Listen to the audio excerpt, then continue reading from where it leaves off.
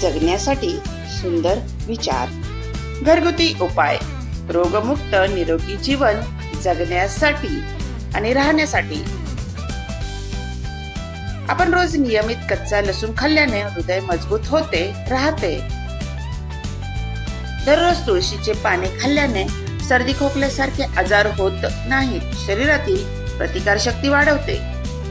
हाडे मजबूत करण्यासाठी रोज 1 ते 2 उकडलेली अंडी खावी आणि जे अंडी खात नाहीत त्यांनी पांढरे तीळ खावी। यामध्ये भरपूर प्रमाणात कॅल्शियम आहे।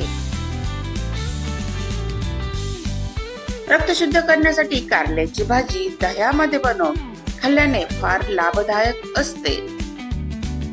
तुम्हाला माहित आहे का, पेरूचे सेवन केल्याने पोट साफ राहते।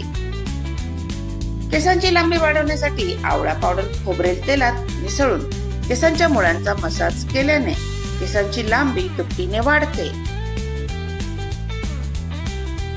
निरोगी हृदयासाठी भिजवलेली मेथी दाण्याचे सेवन केल्याने हृदय स्वस्थ राहते।